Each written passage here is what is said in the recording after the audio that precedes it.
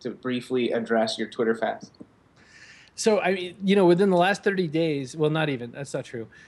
Within the last 2 days, I quit LinkedIn, and I've kind of not been paying attention to Twitter. I've been on a little bit of a fast from Twitter. Now, I quit LinkedIn because it does not serve my personal business. It does not work well for my business. Twitter, I just took a pause because I'm at 100,000 tweets, and I thought I would sort of commemorate the moment and just leave it there for a little bit. So I haven't been on Twitter, but I've been using this. I'm going to do it for 30 days-ish, and I'm using this as an experiment. And the experiment is this.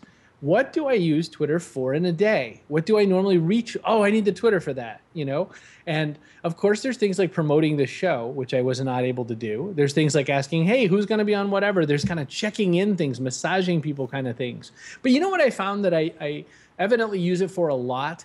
I use it for that sort of soft touch that says, I'm still here, I'm alive. Someone say something back to me so I still feel alive. And I think that is the primary thing that I use for Twitter. I'm curious to know everybody's take on that, because that's what I came to realize is 30 days of not using it.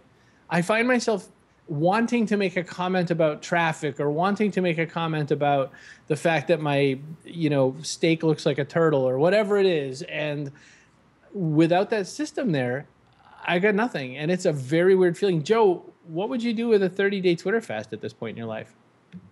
I'm not sure I like even contemplating it, to be honest with you. And I think when you told the followers of your newsletter about this, I think the thing that really hit home for me is what you just said.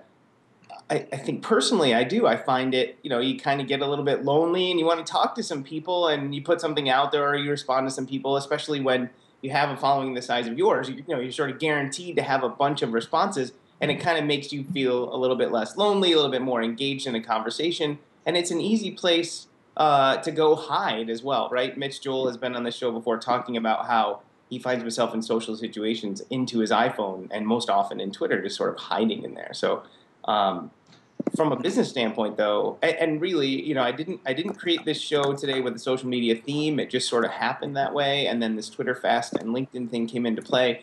And the book that we're going to talk about all comes into play at once. But yeah, I don't know.